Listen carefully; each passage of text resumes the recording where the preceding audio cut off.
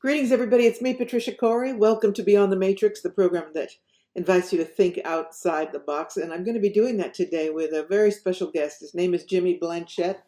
I'm sure many of you have heard of him. Jimmy is a passionate scientist and technologist who acquired an amateur radio license in his teen years.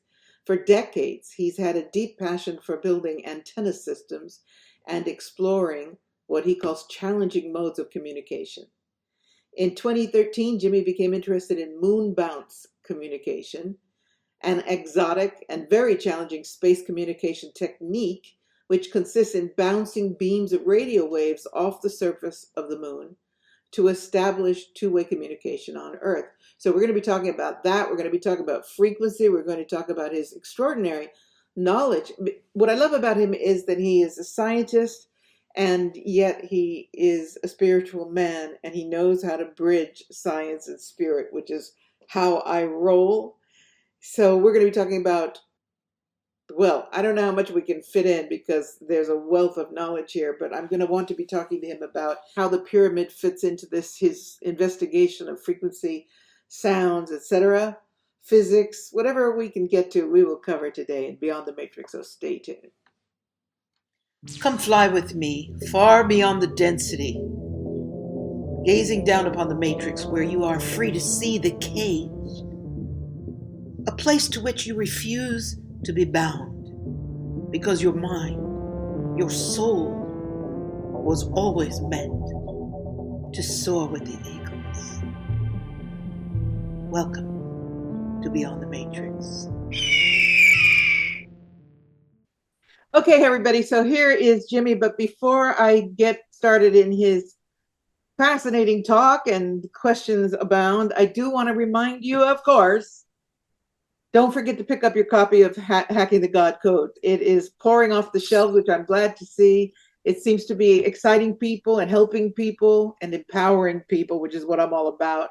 So get it now and know that if you're trying to get it for Christmas, there's still a little bit of a margin. Otherwise, it's not going to make it in time. All right. Please read this book and feel the power of who you are.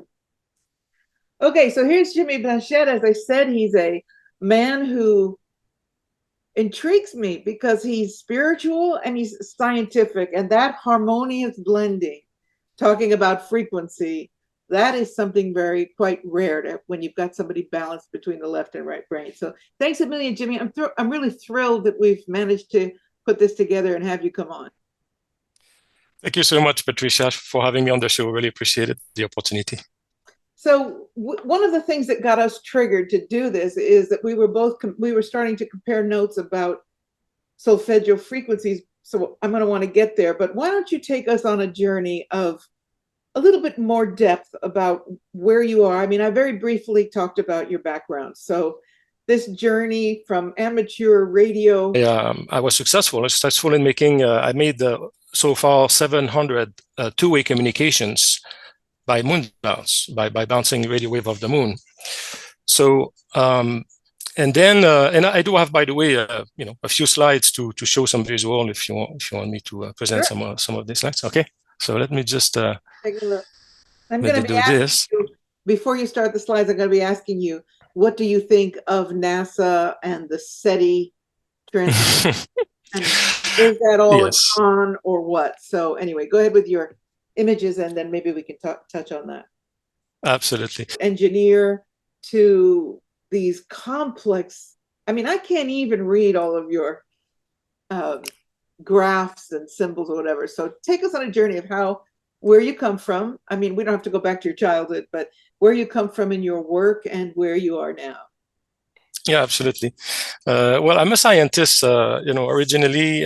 Probably a good adjective would be I'm a technologist. I'm passionate for technology. I'm an experiencer as well. I've been an amateur radio operator since childhood. I passed my amateur radio license at a very young age, in my teenager years, really. And I had a passion for building antennas pretty much throughout all my life, all kind of antenna systems. And I've been, into frequencies and antennas and communication for the better part of my life. This is it's been an amazing journey. I became interested, to fast forward, maybe back in 2013, I became interested in a contact modality called Moonbounce Communication. This was, I read about it online and I said, wow, this is amazing. I mean, what is this, right? And the Moonbounce Communication is really to use the moon as a passive reflector to bounce radio waves off the surface of the moon to establish a two-way communication here on planet Earth. It's a very exotic communication technique, and it does just really a few, a very, very small community on the Earth who do that. It requires, obviously, very high power, very large antenna systems. Some can really broadcast in the millions of watts, literally, of radiated power. And so it's a very, very challenging mode of communication, and that's why I became interested into it. I said, that's a challenge I really want to try to meet because I like this stuff, right? And so I started building my own antenna systems. Mine here. Okay, so we have a bit of an illustration here of, what Moonbounce Communication looks like. Really, it's you can have two radio stations located on different locations on the Earth, and you use the moon really as a bouncing bag to bounce radio wave or scatter radio wave. It's a trip of 500,000 miles, and again requires very sophisticated equipment and large antenna array and so on. And so that's when I started building in 2013. I started building my own antenna system that we see here to the left, at the bottom left. And I had the opportunity to write a couple of scientific papers about my antenna system at the time, back in 2016 and 2017. The antenna system made the cover page of the magazine. If you look at it, it was a triangular configuration, which was very unusual and had other properties. And so this was the setup I had. And essentially, in 2017, fast forward, I became interested in human-initiated contact. I mean, I had been into the universe and astrophysics, pretty much all my life. I had my own, mystical experiences in my, throughout my life as well. And so I was very much interested into it and giving it a shot myself. And so I had seen some videos online of, CE5 and other contact modality. And I said, why not trying it? And so at the time it made sense to me. I said, why not repurposing the large antenna array I do have in radio equipment as a technological aid, if you will, for, to initiate contact. Of course, there are different modalities. Some use just purely meditation, some use technology and things like that. So I ended up essentially creating a binary code message. And I still have the original recording here that we can play maybe in a second. And that binary code message was basically just a greeting message, right? Welcoming benevolent civilizations to interact with me.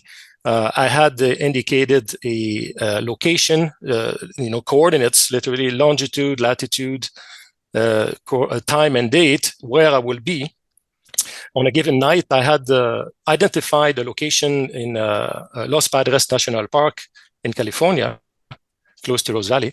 And so I had essentially decided to go on a given night and integrated that to the binary code message that we see here on the screen. Each of the sentence of the binary code message was encoded using a solfeggio frequency.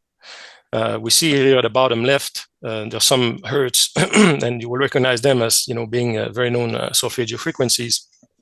So I went along and broadcasted this message throughout the solar system. And I need to point out that the capability of the equipment I have, at the time in 2017, the array was able to deliver about 150,000 watts of effective isotropic radiated power. That's a lot of power. That's more power than the biggest AM radio station that you will see, that they have these big guns in Los Angeles, like KFI and so on, with 50,000 watts. Just a lot of power because it's called focus like a laser beam, literally. And so this transmissions, when I did it, reach all the deepest corner of our solar system. And my, assumption at the time, I said, look, if there are civilizations out there in our solar system, they should be able to detect and decode this message, fairly easily because of the power I was using at the time. And so this is really how it started. And so I ended up on the night that I had identified going to the location in Los Padres National Park.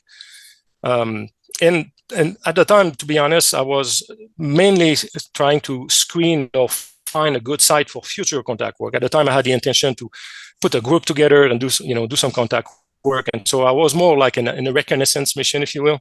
And I had absolutely no expectation, nothing that would come out of this transmission. I mean, zero expectation. I went to the site, and maybe 20 minutes after my arrival, I had brought a small handheld radio with me, which I put on the rooftop of my car. The handheld radio started interacting in a way that it had, never done before. Here I was in the middle of a national park, in the middle of nowhere, with no cell signal. It was, deep into the valleys. And so for the radio to go off that way by itself was very intriguing to me, but to be honest, I didn't make the connection. This was a bit too far-fetched to me, if you will. So I didn't realize it was really essentially a reply to the transmission I had made in the prior days, because I had made that transmission in the prior days. And so in the following days, I decided, after maybe 30 minutes at the site, I decided to go back home. So I packed up, but I was still intrigued why the radio had behaved this way. I didn't understand. And I said, if the radio really, had some kind of interference or anything like that was triggering the interaction, it will happen while I'm in town, right? While I'm at the grocery store or the bank, where there's Wi-Fi signal everywhere. And so I carried the radio on me for the next few days, and lo and behold, the radio stayed completely silent. So I repeated the experience the following weekend. And this time I was with a friend, and I broadcasted days prior, my intention to go to that site again, and went back to the site, and the same thing happened again. The radio started interacting in the very same way. And this is how it started, really. After that, on that second time, I started to realize what was happening. That was clearly there seemed to be an intelligence that was behind this interaction on my small handheld radio. So stop, because I've got a whole bunch of questions here that need to be answered in order for us to understand where you're going. Number one, you're saying that you did this transmission days before the radio was in your hands in the park, correct? Yes, I transmitted my invitation message where I was saying that I will be at that site maybe 2 or 3 days prior to going to the site. So I gave kind of heads up, if you will. Okay, that's cool. That's what I wasn't clear. And then, for the ignorant of us of science, can you just very briefly summarize how you intend that by binary code you were able to create a welcome message? Yes, well, that's a good question. I could not find any program to do that. I created my own algorithm, if you will, to create a binary code message using text. So essentially I had a text that the algorithm was converting the text into a binary code message. And again, as I pointed out, it made sense to me. I decided to encode every line or every sentence of the message using a different solfeggio frequency. So, and I have the recording here, we can listen to it, but it was a very special message. And I thought to myself, if, again, there are non-human intelligence out there, that should draw attention just by the strength of my signal, that should stand out of the planetary background as being such a strong signal. And with this very unique binary code message encoded in solfeggio frequencies, it was designed essentially to draw attention. Yeah, obviously. And so you're saying that you gave them the coordinates of where you would be at the park for an answer. And then in those 2 days between that and when you were in the park, you had no activity on the radio at all? No activity. And again, I had to use the small radio. The radio that interacted was one of the small handheld radios. I have one here. I don't know if you can see it on the screen here. This is very small handheld radio like this. Okay. And I had brought it just, I had no expectation or anything. But that radio, I had been using this radio to do satellite communications for many months, actually years. So I knew the radio very well. I know how it behaved, how it should behave. And so I was, I've been doing this all my life. And so that's why when the radio started, going crazy, if you will. And I have recording of it as well. I have recording of everything that I'm saying. I have video recordings to back up all these claims, how the radio interacted. It interacted in a very unusual way, in a way that I had never seen before. And that's why this really drew my attention. And what was that like? Was it static? No, it was a very sharp modulated message. I mean, I can play it here. I have it right. Let me. Okay, and then the next question is, would anybody else have picked it up? Any government, any interfering, or? Yeah, we can talk about that. Okay. So let me just play. And so what you will see here is the recording of the radio interacting. And I didn't record it the first night I had my so-called first contact. But in the following weeks, I took a recording, which is identical to my day of first contact. So let me play it here. And here we go. It's 2:16 in the morning. The radio is very active right now.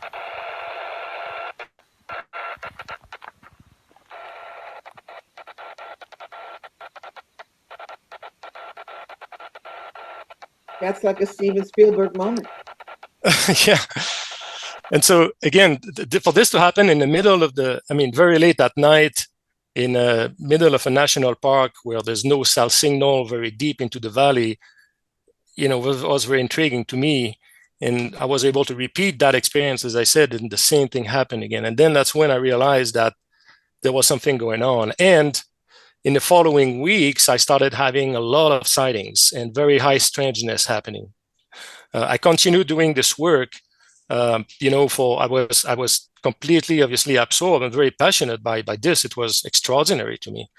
And so I continued this work essentially in the following weeks. And, I had a lot of sightings, high strangeness. I had even at some point a light, literally just, shining light all around me at some point while I was doing this contact work. And I was doing it alone. I had the intention, as I mentioned earlier, to put the contact group together, but most people didn't show up, and it was complicated. So it became a very personal experience, quite honestly. And so and it became a personal experience, and I became essentially that's how I kept carrying on the work. And I bought a night vision camera at the time, so I could video record these experiences and these sightings that I had. And this is how my story started, really. So this was back again, my first contact was on May 1st, 2017. And maybe I can play that short video of the binary code message, if you will, just to hear how it sounds. Okay, let me do this. Here we go.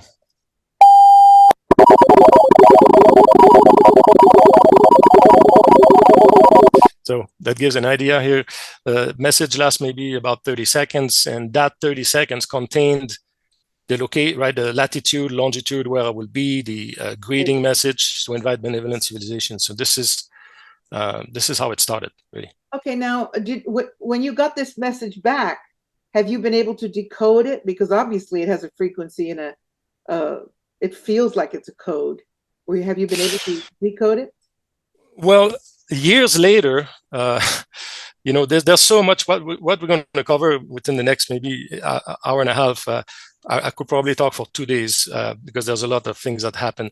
But actually, last year on November 1st, 2021, I finally decoded an interaction because I ended up buying multiple radios. And interestingly, the non-human intelligence was able to control each radio individually, although they were all set to the same frequency, right? If you listen to, let's say, an FM radio station, and you have 3 radios that are set to tune to the same radio station, you're going to hear the same radio station, right?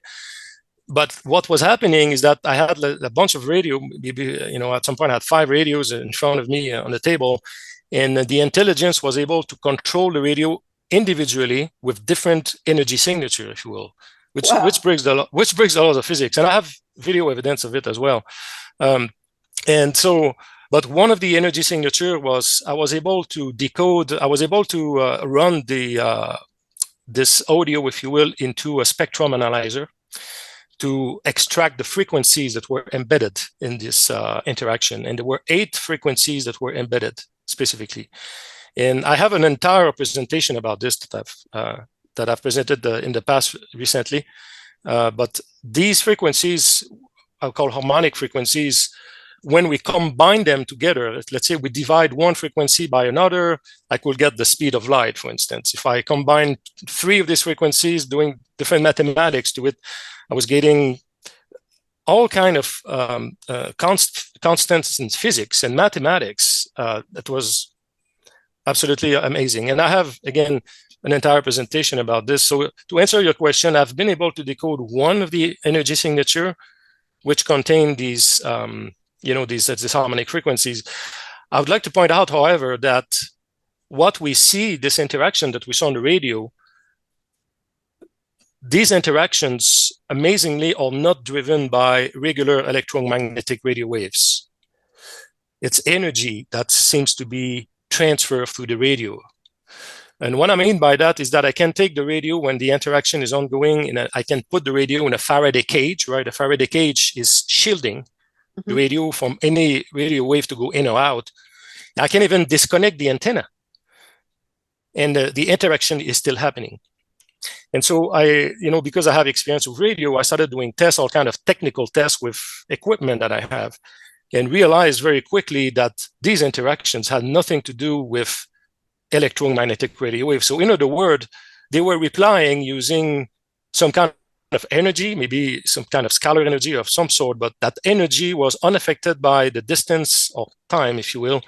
And that's how I ended up understanding what was happening. And I did different tests to validate that. So that was something that was very significant, also finding, for this work that I've done on with that contact modality. What I did after that, early on after my first experience, I shared this experience with the community. At the time I was, with the CE5 community. And so I shared this experience, and other people ended up buying radios and doing their own, essentially mimicking or using the same protocol. And they've had amazing experience as well. And so there's a small community out there. I'm not alone, and it's part of my small documentary that's available for free on my YouTube channel. You'll see a lot of folks from all around the world, people, experiencers from Japan, the Netherlands, Canada, of course, the US, doing this work using small handheld radios to make it up with non-human intelligence. And, just to clarify the physics of it, a small handheld radio like that, even though the power is very small, compared to my large radio station, obviously, my large radio station, when I transmit, the signal will reach Jupiter, will reach the deepest corner of the solar system, as I said. But a small handheld radio, the power is enough to reach the moon, literally, and I have evidence of that, because there's no obstacles in space. And this is with man-made technology, right? If we look at the non-human intelligence that may have very advanced technology, they may be able to detect these transmissions much farther than the moon. And so, knowing that even nowadays, that after this has been hidden and covered up for decades, the presence of these civilizations around us, they are around us and they are not that far. There are some that may be very far, but some are not far. They are in our atmosphere, they are cloaked, they are here. And so it doesn't take a lot to reach them. As I said, even when the International Space Station flies over us, we can hear the ISS with a small handheld radio. If you tune on that frequency, you can hear them. And sometimes the astronauts inside the station will talk to the amateur radio community. Very low power for few watts, literally. That's incredible. Do you, in your video, do you teach people how to do that? Well, I don't teach per se, but it's shown in the video, and I have a lot of people who've communicated with me, and I've explained how to do it, and it became, in the community, I think it's very well known now. After almost over 5 years, people are using this contact modality to communicate with or interact, I would say, with non-human intelligence, because we can get our voice heard into space very easily. And it's amazing because this, in a sense, has been hidden from people. If people will know that you can get your voice heard in space with a few watts of power and a handheld radio that you can buy for $30 at the local store, that will change everything, right? And this is... And I want to add that you say that people know about it, but it's the first I've ever heard of it. So yeah, it's exciting. And we will surely put all the information on how to go to your site and everything at the end of the presentation and the video. So people can come reach out to you if they're interested. Okay, so you have more slides for me? Yes, there you go. Oh yeah, there's a lot of slides, and they're just to support our discussion, to provide some visual. I do have an example here, a video of a pretty profound contact experience I've had back in 2020, November 2020. I had made a transmission, requesting or inviting benevolent civilizations to interact with me during daytime, right, for a daytime sighting. And in that transmission, I committed essentially to share the recording of the sighting if they would grant essentially permission and produce a sighting during daytime. And that's what that short video is about. It's about 5 minutes, but we see essentially the transmission that I make. We see also how the message are encoded, right? Because I encode literally, when I make these transmissions, I can encode an entire picture. So I encode a picture which contains text in the form of picture. I can put any kind of pictures in there or sound. And this is what I broadcasted back in November of 2020. And so this was actually, there's not only one ship that showed up, and we see it here on the screen, but actually two. And I had this object, the main object, stayed above my position for over an hour and a half. I was with my iPhone because I didn't know if that would happen in the first place and when. So I was hiking on the shore of Santa Barbara, California at the time.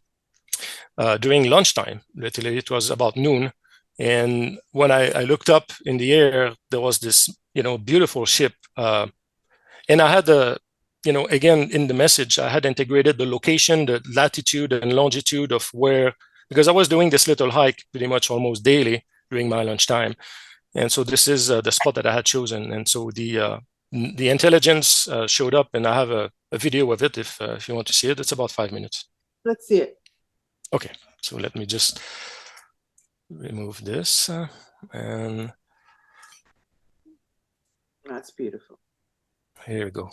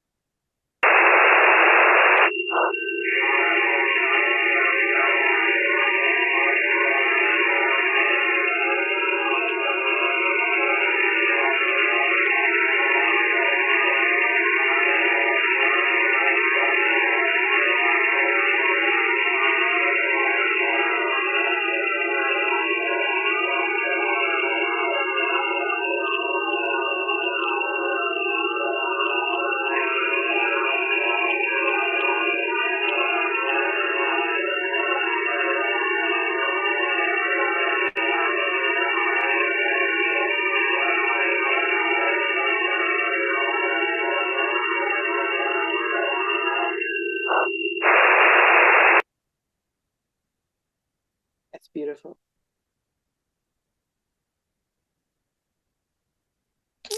This was a very powerful experience, and there's something that I've not mentioned also. At that time, I had not shared with the public any of my work yet in terms of the general public. This was in November 2020, and I had actually an opportunity, and I had decided to go public with this in February of 2021. So I know this date was coming up, and I was quite nervous about it. I didn't know how this would be received, and there's always initially, obviously, this initial thing. And on that day that this sighting occurred, next to the transmission, which was obviously inviting the intelligence to interact that way during daytime, I had made mentally a request. I had made a request asking that if it was permitted and it was the right thing to do to go forward with going public with this to give me a sign that will be undeniable. And the sighting occurred maybe half hour after that. So I don't know if that had anything to do with it, but I found it at the time quite interesting that, this happened on the very same day that I, asked for that permission, if you will. I'd like to share the spiritual approach. Not that that wasn't spiritual, but several years ago, I was guiding a trip, a group of spiritual seekers in Egypt on my 11-11-11 journey to Egypt. So we were in Hatshepsut Temple in the middle of the desert. And I had gotten private access. So we were 4 o'clock in the morning in the middle of the desert in this sacred temple. And we were on the top of the temple. And because it was the middle of the night and the temple had been attacked, there were guards with submachine guns outside where we were. It's tense.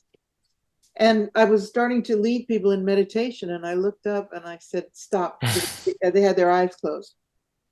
And I said, open your eyes. And there were 50 of us. And people didn't know what to do because they were already slipping into this beautiful, deep state of meditation. I said, open your eyes, look up. And this light went on. It was like somebody turned on a stage light.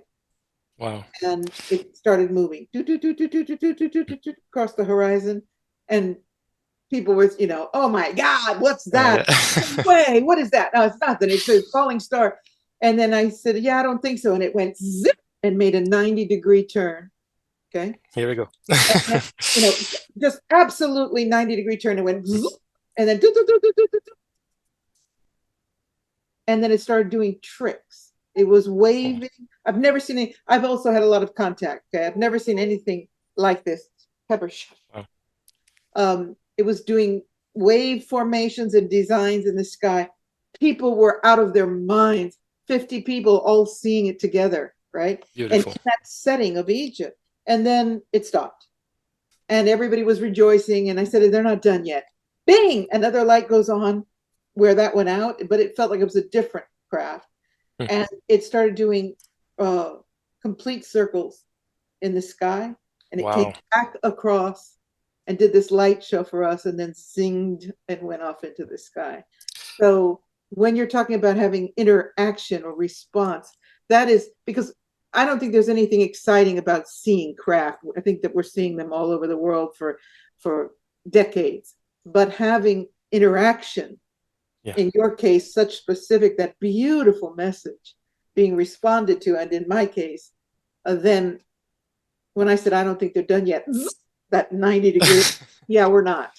It's a beautiful gift. It's a beautiful gift. Oh, exciting. And then, for you to have to bear this in private, it's wonderful that you're now coming out with it, because in my case, I thought to myself, if I didn't have these 50 people here, I would have a hard time believing this had really happened. Yeah, So, totally. I just thought I'd share that with you because it's no, thank you for sharing. It's beautiful, and that's where this thing also.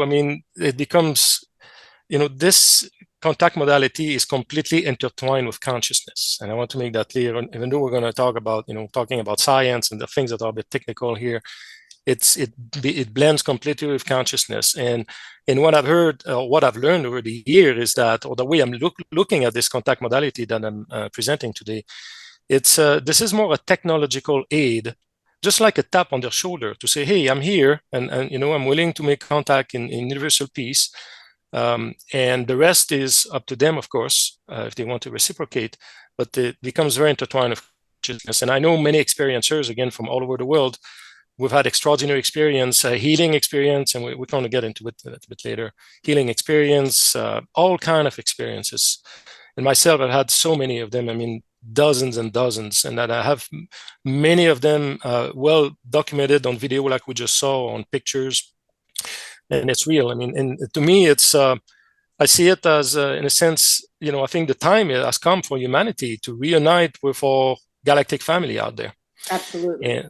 And it is the time. It's also very important that it's not only, I've been talking about this a lot, that it's not only in the hands of the government, that we have people few that are also making contact to buffer whatever the government is going to try to portray as contact, so that it, Yes. that we have, like, just like we have amateur astronomers to deflect any BS that's coming out of NASA about what's going on in the near heaven. Exactly. I think we've learned, I won't get too political here, but I have strong opinion on this, but we've learned that it's better to trust ourselves if we want to get things done. And, there's a great community out there around the world.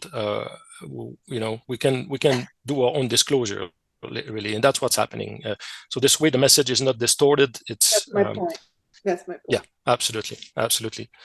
I have more slides, obviously, because this is going to lead into some of our main subjects about harmonics of light and holographic universe. Let's get to the... Excellent. And so major turning point last year. So as I said, I moved to Arizona about a year and a half ago. I got out of California. I bought a place here where there's good land, so I could set up my antenna system. As we can see here, this is my new version of antenna system, which is set up to operate on 144 and 432 megahertz. And you may recognize these numbers. Yes, I do. Okay.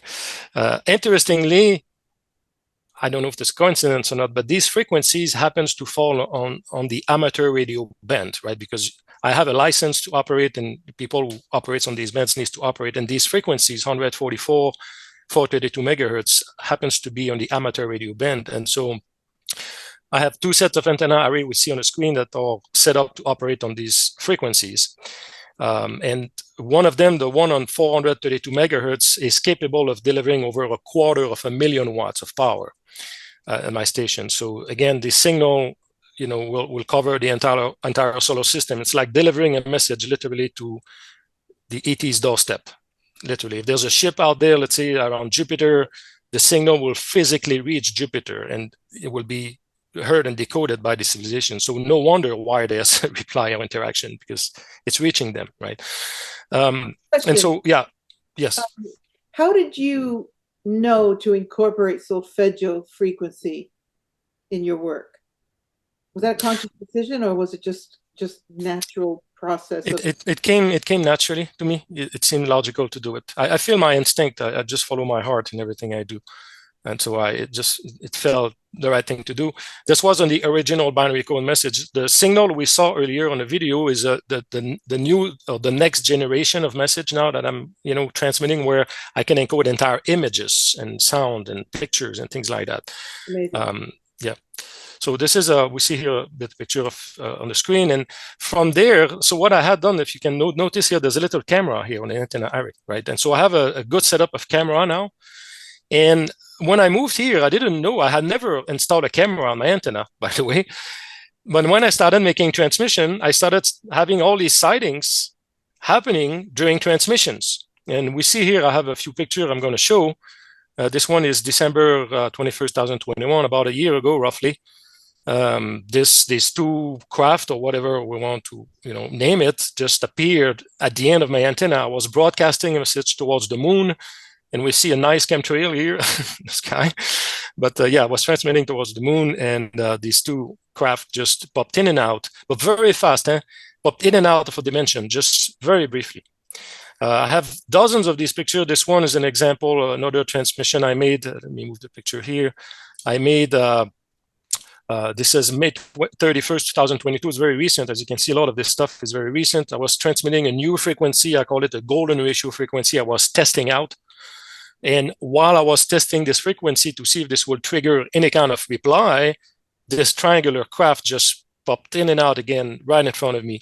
As you can see, I was targeting Arcturus at the time. And I'm not implying here that because I was transmitting towards Arcturus that it's Arcturians who, interacted here. I'm not saying that, but of course I transmit towards, either planets or stars that, we know when I make transmissions in space. And so we see here a triangle craft that's popping in and out. We see another one here. This beautiful ship also just appearing. I was transmitting towards Vega at the time. This is June 22nd, 2022. This is very recent stuff. That can't be, I'm just going to be the devil's advocate for a moment. That can't be misconstrued and instead be something like an insect or a moth or something? No, well, it's a good question. I'm scientist and I'm skeptical of myself. So I always double check things. I have actually two different camera technologies that I use. So when I have sighting, I can validate with the other camera, right? So if there will be some kind of camera glitch or any kind of artifacts that's due to the electronic glitch or whatever, it will happen only on one camera, not the other. And so I can validate the sightings that way to make sure that there's no, not an artifact of any kind. This one was towards Vega. This one was very special. This is July 18th. This is this summer, last summer. We see this kind of armada of four lights just appearing right at the end of the antenna. And I found it very interesting that this configuration of craft, if you will, looks very much like the Greek symbol lambda. And the Greek symbol lambda means wavelength or frequency, if you will, right? Because with lambda, with wavelength, we can calculate a frequency. So I found the shape of that sighting pretty amazing.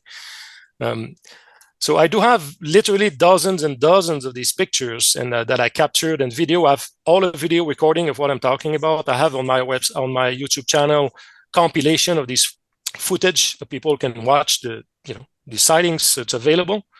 And this one, we're going to talk about this one a bit more deeply because that's going to lead us into this these harmonics of light and things that are pretty profound about this. So this is a sighting I call the golden ratio triangular craft.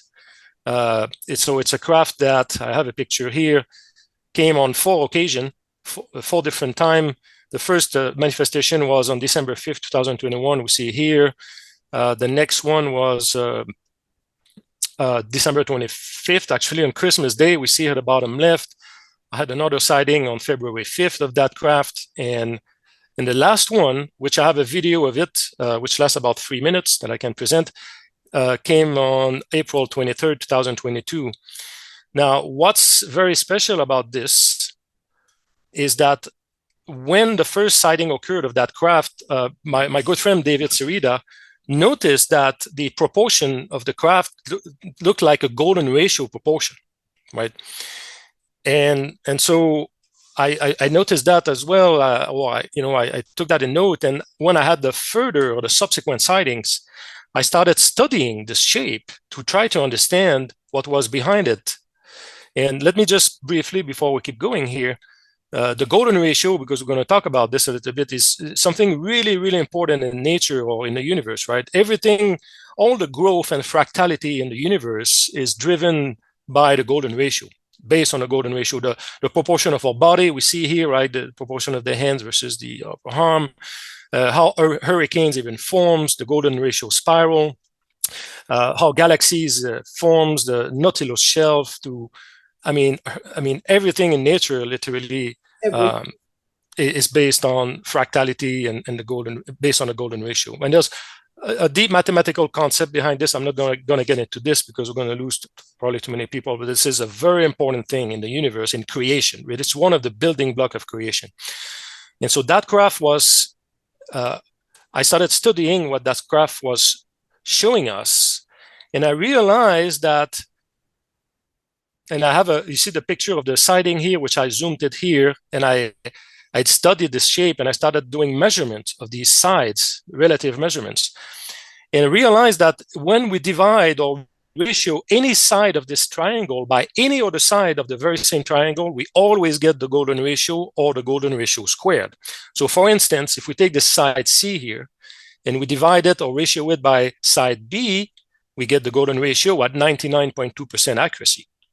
If we take the little blue side B here and we divide by side A, we get the golden ratio again at 99.8% accuracy.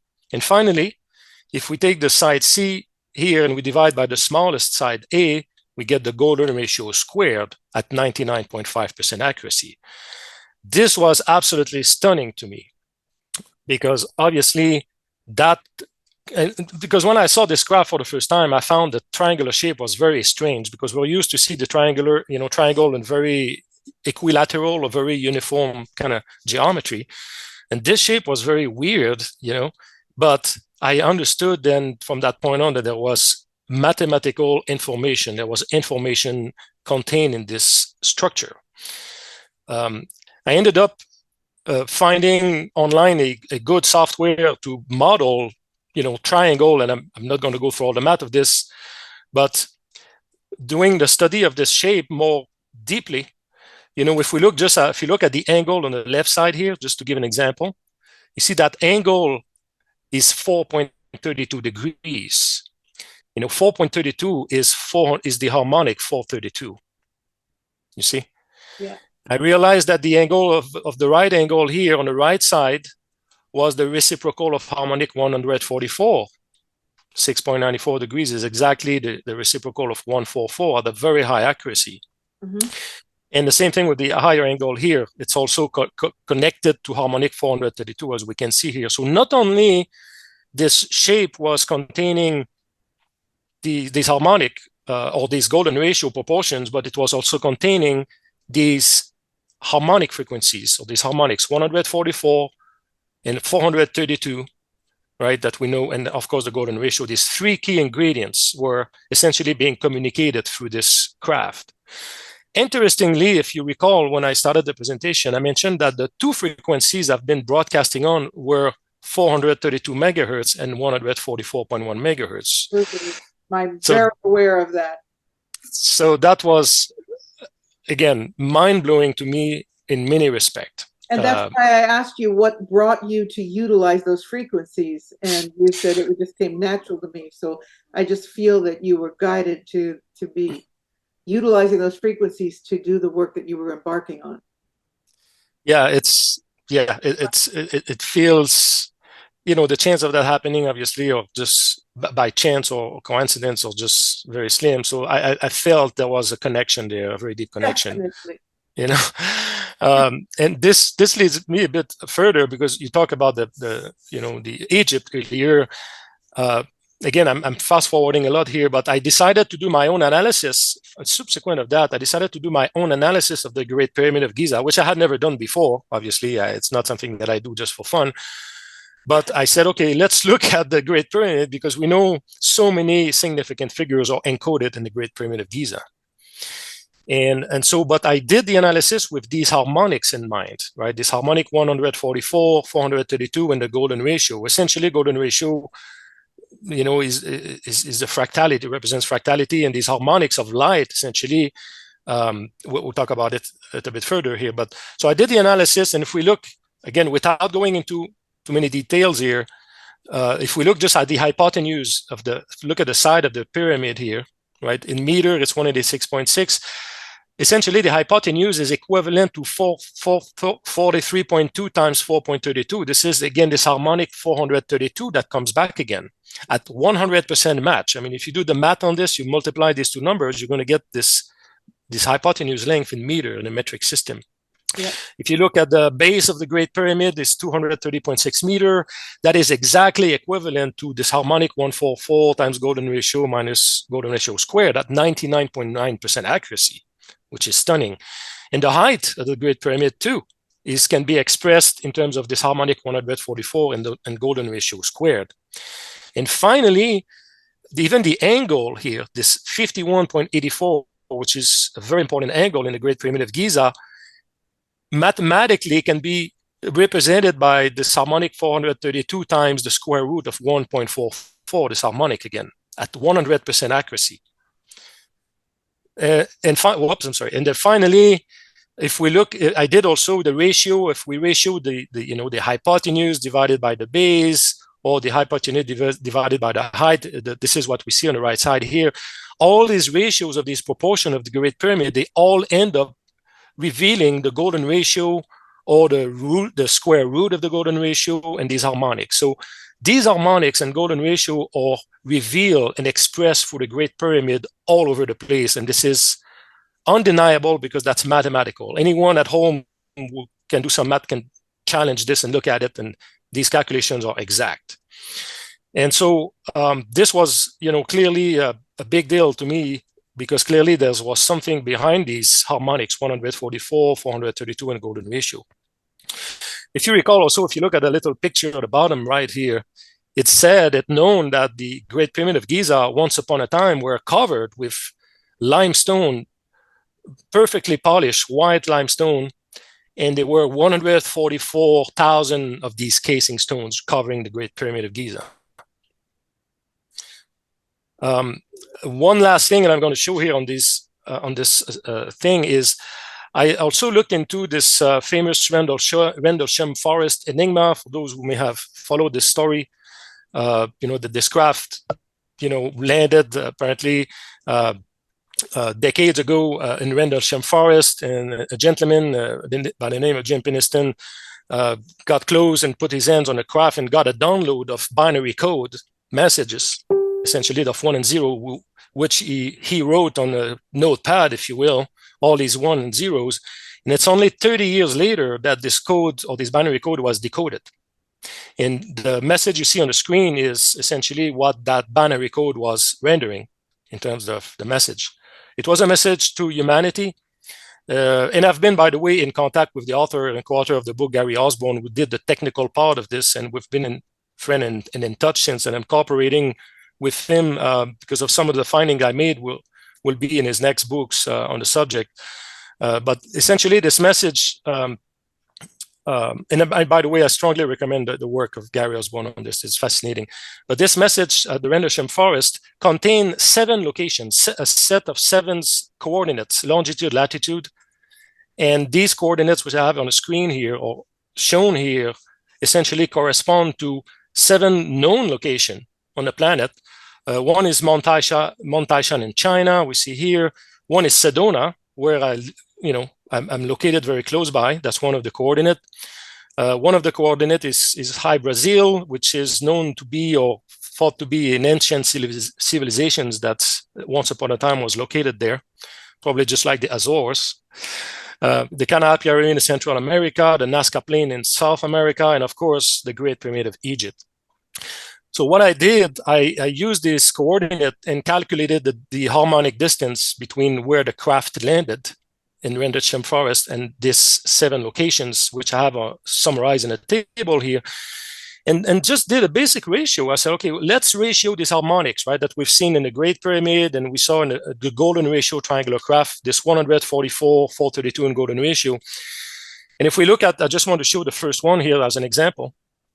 If we take the distance between where this craft landed and Mount Taishan in China, which is 4,524 nautical miles or minutes of arc, these are geometric harmonics, and we ratio that over this harmonic 144, we got the mathematical constant pi at 99.98% accuracy, which was stunning to me. And so I did the same exercise essentially with the other location. I did the same with Sedona, Temple of Apollo in Greece, and so on, the Great Pyramid of Giza. I realized that all of these locations had a very intimate relationship to this harmonic, 144 golden ratio and 432 at very high accuracy. If you look on the right side here, this percent match is the percent accuracy of essentially what these ratios are rendering. And they were rendering constant pi, mathematical constant, and we see all the math that's involved here. Again, involving these ratios. And if we even see here the Sedona itself is very special, because when we use the Sedona coordinates and ratio that again on this harmonic 144 golden ratio, we get this famous intersect angle of the tetrahedron, or the Merkaba, if you will, right? And the intersect angle is 19.47 degrees. We get 19.44. So again, what are the odds this just happens, right, by accident? It's just was stunning to me. Interestingly, we see that this angle happens to be the angle on Mars of the DMZ pyramid. If you look at the face on Mars, which is located here, the angle between the North Pole of Mars and that face is also 19.47. And we see across our solar system, this is a very significant figure.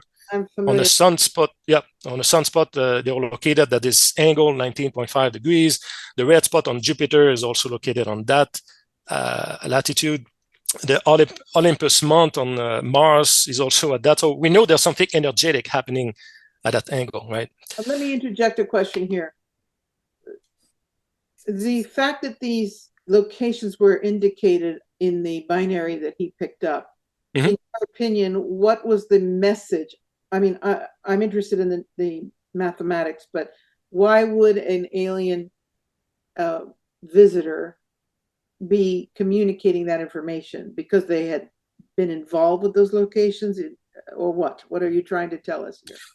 Yes. Well, to me, based on what I had seen with the golden ratio triangular craft, right, we had seen that these same harmonics and numbers were revealed through this sighting that we saw earlier, which I have the video, by the way.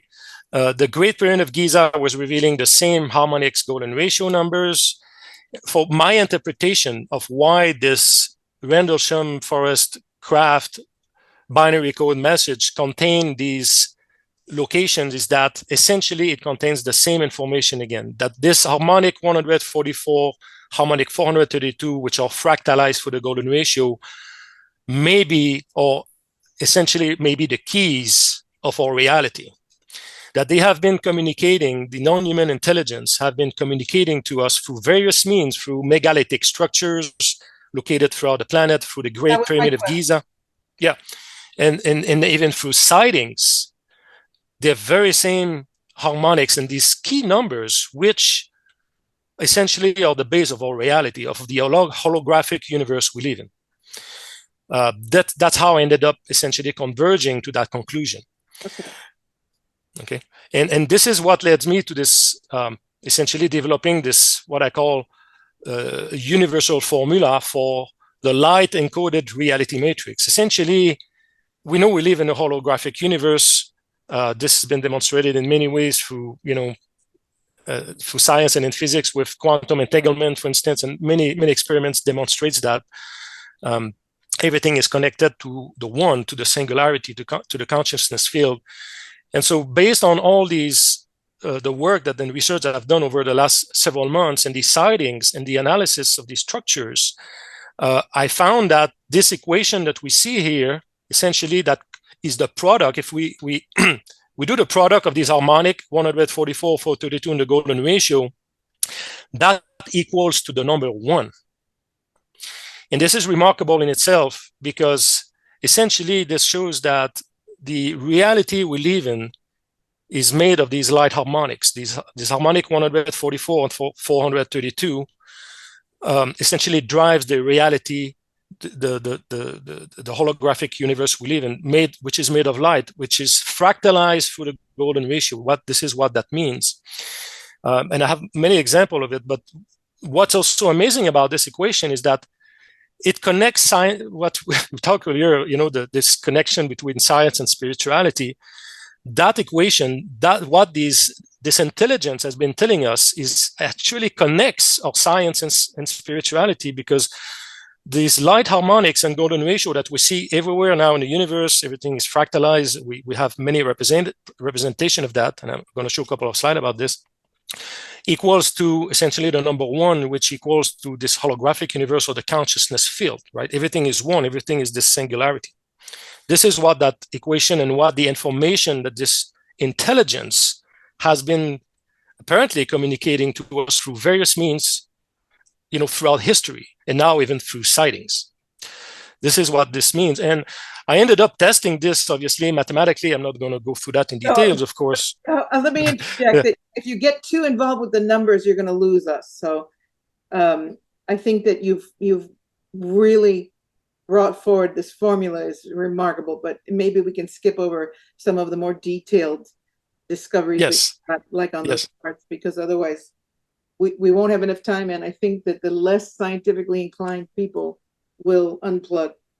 Yeah, I'm just want to mention briefly that I've tested essentially this formula and realized that everything I've looked at in our physics and mathematics has a representation in terms of these 3 ingredients. I mean, to keep it very simple, these 3 ingredients of our reality, this harmonic 144, 432 and golden ratio, are the building blocks of creation. And we can recreate all our reality with these harmonics. And what you see here, all this math, is essentially showing that even all the constants that I've looked at in our physics and mathematics can be expressed through these very same ingredients of our reality. And it connects amazingly to everything. I've done all the calculations. I'm not going to get into this, but even our brain waves, for instance, and the Schumann resonance, which I have here as an example. Let me show you here. the brainwave and the Schumann resonance themselves, the frequency, we know the Schumann resonance frequency is 7.83 hertz, right? This is very well known. This is the heartbeat of planet Earth. That happens to be, in terms of harmonic, equivalent to this reciprocal of harmonic 144 here, again, connected directly to this harmonic.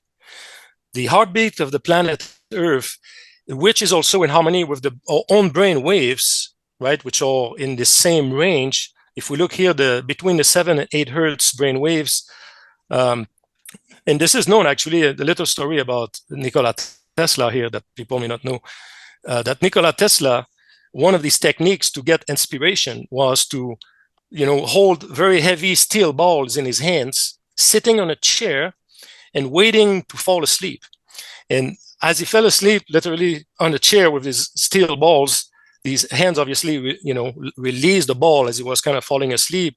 And as the ball hit the ground or the floor, that kind of woke him up, of course. But that state, that fraction of a second, where he was in this hypnagogic state, his brain waves were in that frequency range.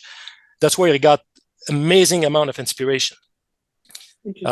It's very well documented, actually. Anybody can read about that.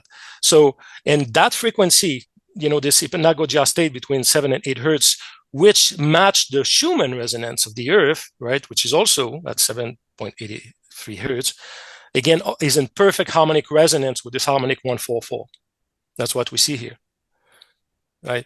So I found, so what I ended up doing is that everything around us, from our DNA or biology, had a connection to these ingredients, if you will, to keep it simple, these ingredients of creation, this harmonic 144, 432 golden ratio, are embedded everywhere in our nature, in everything, actually. And we see how the cell divides here. The cells, in our body divides in terms of golden ratio proportion. This is well known in sacred geometry.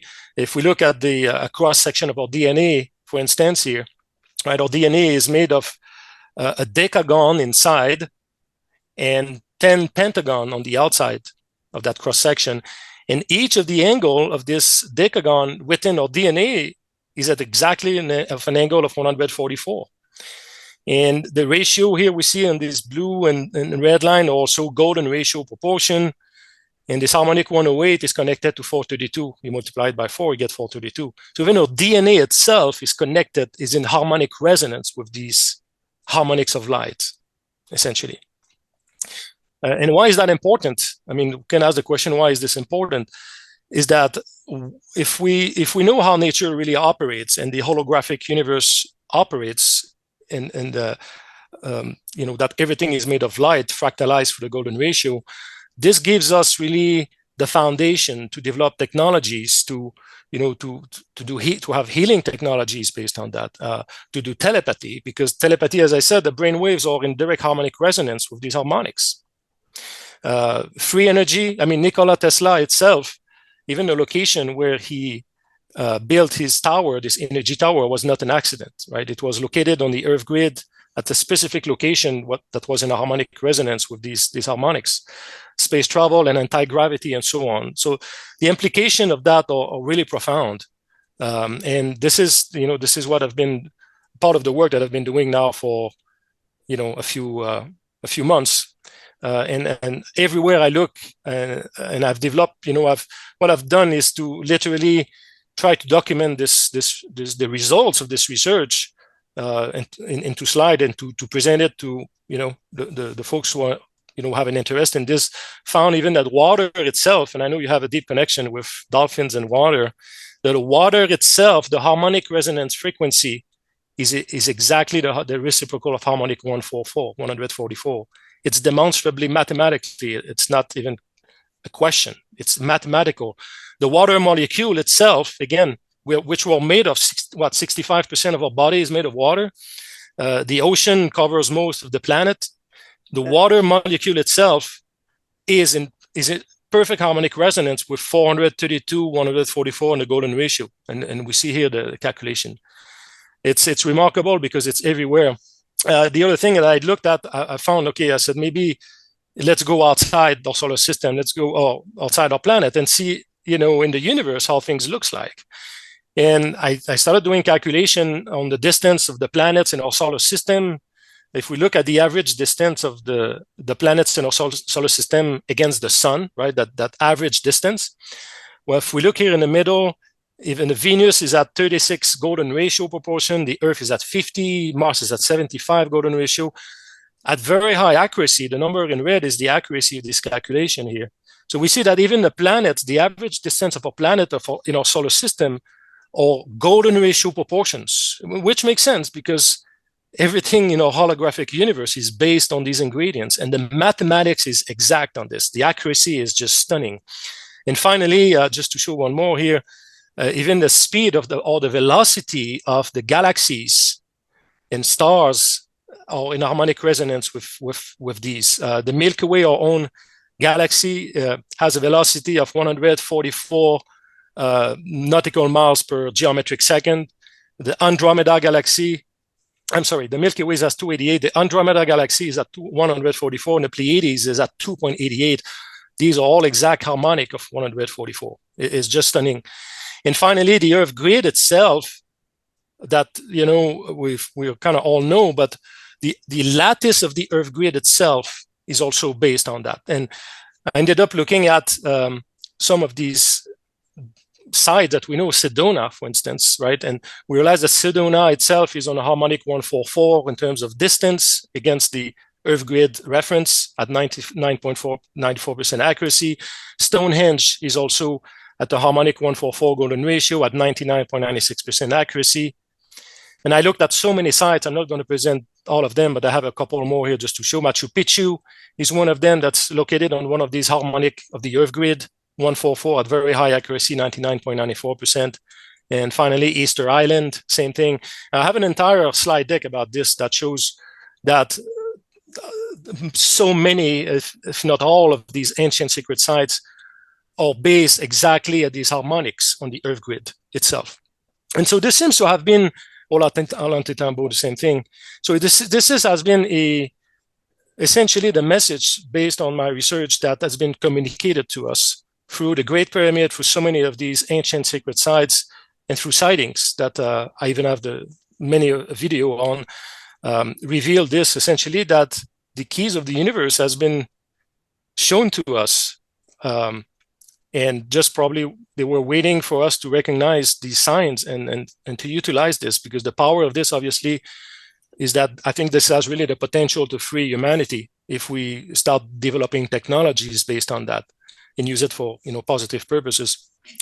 And I know you've had this experience of yes. Ask a question here. So we know that we have a lot of interference we know that they deliberately change the frequency from solfeggio 432 to 440 back in I think that the Catholic Church was blamed for it because the Gregorian chant was creating such bliss and such harmony and well-being, and rumor has it that the Catholic Church put the kibosh on that.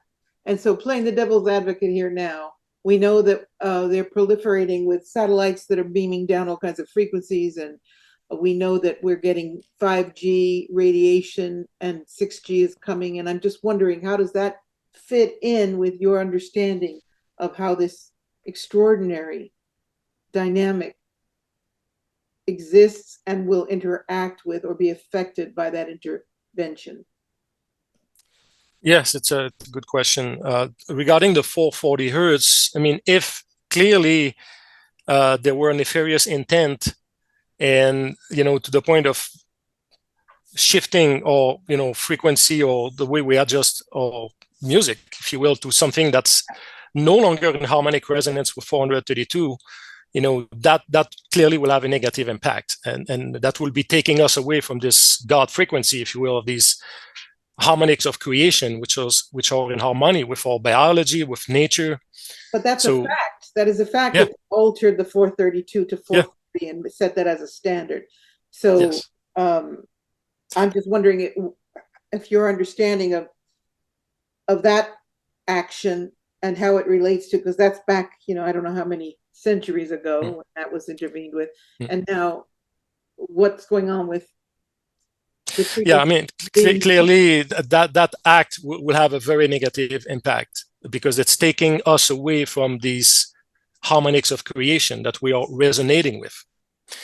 no doubt about that. And any electromagnetic radio wave or any frequencies that essentially is not in harmonic resonance with these fundamental harmonic of light and the harmonics of creation will have a negative impact on us. I mean, I have no doubt about it.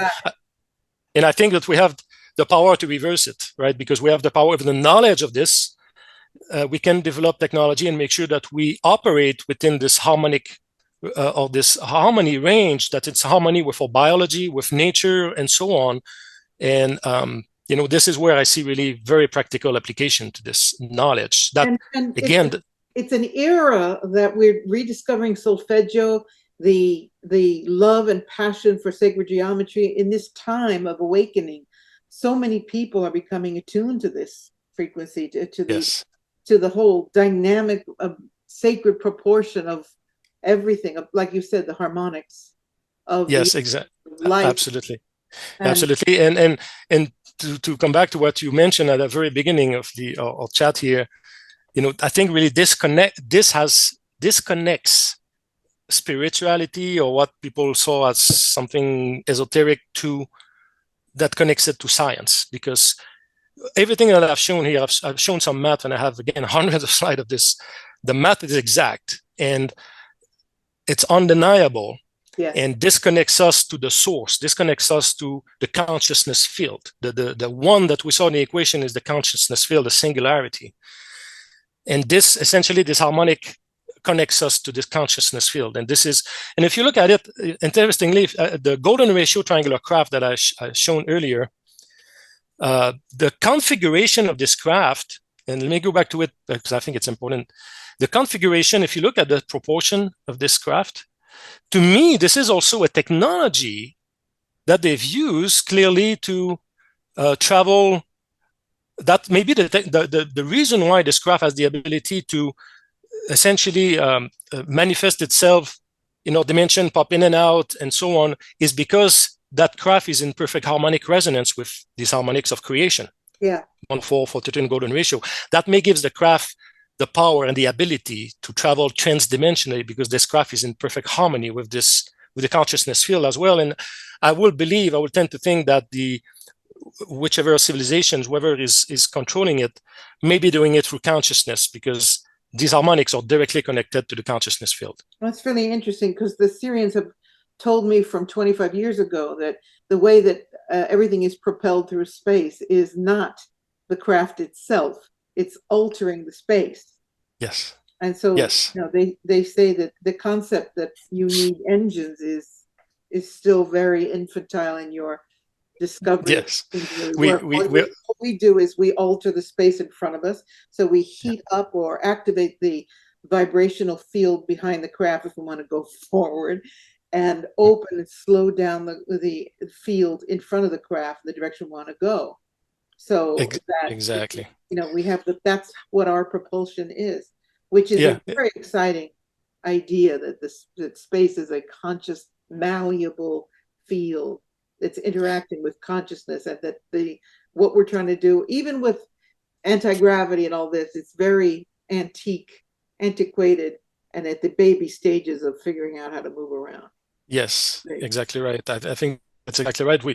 We've been taught the wrong concept. We've been taught that we need to move in space, right, to travel, and it's not how it works, right? We can just flip instantly from one point of the holographic universe to the other if we're able to tune a frequency and have this technology that is harmonic resonance with these harmonic of creation. We're trying to navigate a higher dimensional or a super dimensional field with the limitations of our 3D understanding of movement in the electromagnetic gravitational fields of the Earth.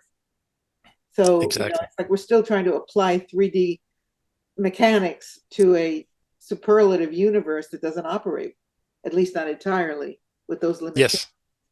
Yes, that's exactly right. And I have a last slide here because I know this you have something very special that with the King's Chamber. So yeah, I'm staring at that. I want to talk about that. I of course, through this work, I looked at the King's Chamber itself, the dimension of the King's Chamber, but not only the dimension, even the material of the King's Chamber, right? The King's Chamber is made of this pink granite, there's like 70-ton stones that we will not even lift today, of pink granite. And I looked into the material physics of it, and I was stunned to see that even the material itself, the granite inside the king's chamber, is harmonic resonance with this harmonic 144. How's that? The math is undeniable, and it is amazing. And as we know, even the proportion of the king's chamber itself, if you look at the bottom right here, it's also in harmonic resonance with 144 and 288. And so we got these steps. It looks like really this king's chamber was some kind of ascension chamber, because this is a step up and step down of these harmonic frequencies that, theoretically could have been used to access higher dimensions or higher realms. Through, yes, it's a transformer essentially to step us up and maybe step down some of these higher dimensions to finally meet somewhere in between. I have taken, I don't want, maybe thousands, definitely hundreds of people over many years into that chamber for ceremony. And yes, some people everybody has an extraordinary experience in the sarcophagus, which I believe is a transporter. But sometimes people, because I'm standing over them in a protective way as the guardian of the ceremony, and I've seen people disappear completely in that transport. Yeah. And so it, and of course we know that they've moved it. I don't know if you know that they moved the sarcophagus. Are you aware of that? I didn't know that. No, I was not. My guide, more than one of the guides that I've worked with, had told me that the reason why they moved the sarcophagus was because people were actually disappearing and not coming. Oh, have a crisis because people were simply not coming back. So that's, rumor has it, of course, you know how rumors are, but supposedly that is the reason why they moved it, because that location, the original location of the sarcophagus, was, God only knows the dynamics that were involved there as far as measurements. I'm sure that if you could ever get your hands on that information, it would be very interesting to see what you pick up from that. Well, that's interesting, because I'm sure that, again, the dimensions clearly of this whole construction, the Great Pyramid itself and the King's Chamber, was very specific. Yeah. The math is undeniable, and the location of that sarcophagus, for lack of a better word, was, I'm sure, very strategic as well. And so, if they moved it, that I will understand why they would have done this. Yeah, and I laughingly call it a sarcophagus because, for starters, when people talk about this being a tomb, it just makes me laugh. There's the ornate art and sculptures and the whole system in all of the tombs is so ornate. And here the Great Pyramid has nothing, no graffiti. I'm sorry, no design, no. I said graffiti because apparently they found some graffiti. Oh yeah, that's small red spots somewhere. Yeah, some of the later workers that were in there. But there's this is clearly not a tomb. I mean, again, when you do the analysis and more I look into it, so many things are encoded in this Great Pyramid. The mathematics is just absolutely stunning. They are constant, and we didn't cover this, but I can tell you, even like the cubit, like the measurement, like the basic measurement unit is the cubit, right? That they used for the Great Pyramid. The cubit has a direct relationship with the Planck length in physics. In quantum physics, the Planck length is the smallest oscillation of energy that can be quantified, right? So it's called the Planck length. The great eras of Egypt, the high Egypt, there's no question that they were working with superior intelligence. They were assisted by ET, and probably also from the Atlantean civilization. They got a lot of their wisdom as well. And I do want to also add, which I talked to you about privately, is, again, bringing all these people in there, we always chant. I always guide. That's part of the ceremony, is chanting. And so you've got 50 people in there, and I've got to get 50 people to have their chance to be in the sarcophagus. And the whole 2 hours we're in there, everybody is chanting nonstop. Okay. So it doesn't take long before the walls really start to vibrate.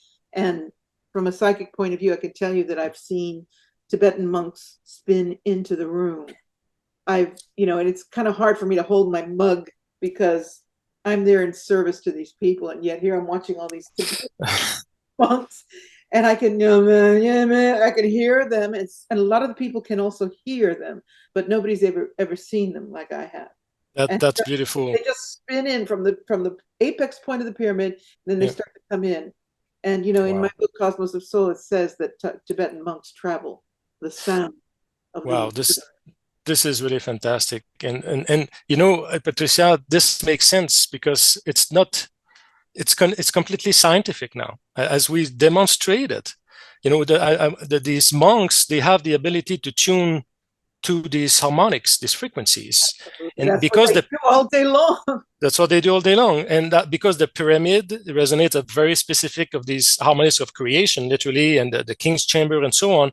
If they tune to these harmonics, you will access these monks, and it makes complete sense. I mean, it's totally explainable now, and that's what I like about it. What I'd like to do with you, Jimmy, I'd like to do a project with you, and I know people that are listening would love this too, and that is, I'd love to examine the harmonic frequencies of the whale calls, particularly the humpback whales, because that they serve as a relay. So you've got a humpback whale that'll sing. They can do up to 30 minutes of unique arias, I call them, right? And then 100 miles away, a whale will pick up that song. Yes. And then transmit it to another whale further away, 100 miles. And so it goes all around the planet. It's beautiful. I would love to. I would like to do these experiments, and if I can get recordings or whatever numbers and any information on that, I could utilize to do an analysis.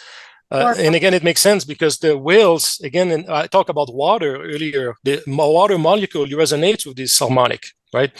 And so it makes sense. If they tune to it and their frequencies is in tune with that, they can not only connect through the physical world and travel tremendous distance, but they have an impact on consciousness too. They can connect to consciousness. And one last thing I'd like to try, if you give me some recording of whales or dolphins, I would like to broadcast them with my antenna system. Good. And record if something happens in the sky when we broadcast. Start out of Star Trek, because I don't know, I'm an old Trekker, okay? So there's one in the series of 6 movies. There's one where a machine is going through space and turning off the planets. I don't know if did you see this? So there's this machine moving through space, this gigantic machine, and it's like, and the movie starts out where this Earth station is talking to the ship, or maybe Star Trek Central is telling Kirk that they've got to go to Earth because this thing is eating up the universe and they don't know what's causing it. And to make a very long story short, the Earth is in danger because it's coming closer to Earth and the headquarters on Earth. And they figure out that, I just don't remember how they figure it out, but of course it's sci-fi, that it's searching for a frequency to return to it, the same frequency, so that it knows there's still life there. And when Spock does his computer analysis, he realizes that it's the sound of whales. Oh, yeah, I remember. Okay, that reminds me now. Yeah. 2 whales left on planet Earth. So they go and they're gonna take the whales on board or whatever. I remember that. It's fascinating. It's right there because we got so much prophetic view of the future from Star Trek, right? Yes, absolutely. I've always thought that Gene Roddenberry was a walk-in or a definite. Oh yeah, so absolutely. The idea of it going, of letting that perhaps be a guide for us to go examine, and I'd love to do it with you. Examine what the frequencies are. So I can get that information for you. I've got the context to do that. Yeah, that would be great. I'll be happy to participate to that. It falls certainly in what I'm doing, what I love to do. It's beautiful. Yeah, let's see what the humpback whales are doing. I bet you we're going to see the harmonics brilliantly expressed that way. Wouldn't it be wonderful? That would be fantastic. We may be surprised. I love it. So that's one of the great things about us getting together, one of many. So, all right. Well, we've been together a very long time. I'm so grateful for this amazing, boy, you put so much work into it. It's remarkable. It's brilliant. And you should be very excited because you've really cracked the code here and expressed. Well, it's been transformed my life, literally. I follow my heart. It's just the inspiration comes just effortlessly. So in a if we sense. can get the code, if we can get the harmonics and the sounds of the whales, and you could and you can send them out, we will be reliving Star Trek. We'll call the next session "Reliving Star Trek." Because if we really do that, that might be wow. That might even be. We can even do this live. By the way, I do have or recording. My radio station is completely remote. I'm able to control it remotely and even connect to the cameras, especially with the same computer I'm using now. So I essentially could share a screen of what we see happening in space with the antenna while I'm broadcasting. If the song of the whales and dolphins, because that's my passion, is a key to opening the connection even bigger, just like in the movie. Yeah. So that they know that actually we're here. Oh yeah. And they may give us a sign. I have, when I make transmissions, they give us signs all the time. So I think that could certainly trigger some kind of reaction. Yeah, but I mean, imagine if they're waiting for something like that. The sound of the whales for us to communicate that we know we have higher consciousness in these beings, and we know they're singing the music too. Because my work is about the whales are keeping the oceans alive, because the oceans are the emotional body of the planet. Yeah. So the song that's being sung is keeping the vibrational harmonics of the ocean in balance. So, we're on the same wave, no pun intended, right? Absolutely. All right. Listen, how can people, I will, of course, add it in the text, but please tell people how they can find you and what your website is, et cetera, et cetera. Yes. Well, my website is almost ready to launch. I don't have one yet. It's going to be www.myfirstcontact.com. I will put all this information out there. I have a YouTube channel where people can see all the videos I talked about. It's all free. I have a mini documentary I put together to show all the stuff and experiencers from all over the world having experience with this contact modality. The channel is called CE5 videos, CE5 videos. It's a story unfolding. You'll send me all that information and I'll put it all on the screen and also in the text. And I also want to thank you for, my dog always knows when I'm finishing. Really, animals are just so amazing. Well, it was a pleasure. Thank you, Patricia, for the opportunity. It was wonderful. I had something important to say. Thank you for doing your videos for free. Lately, I'm getting so frustrated because everybody's going to the subscription format, which I will never do. I will never have people pay for whatever I can bring forward like this. And so thank you for doing that, because I think it's important that we don't fall into, the pay syndrome. And everything is free. I'm not selling anything, so it's all for the betterment of humanity. Thank you, Jimmy. You're a star, and thank you for all the work you're doing for humanity. It's wonderful, wonderful work. Thank you so much, Patricia, and we'll keep the conversation going. Absolutely. I'll get back to you about the whales. Sounds good. All right. You've been listening to Beyond the Matrix and a couple of very hungry dogs. Blanchette, and coming to you from the Azores. Thank you for listening, and I'll get back to you soon. This is Patricia Cori with Jimmy Blanchette, signing out for now. Bye.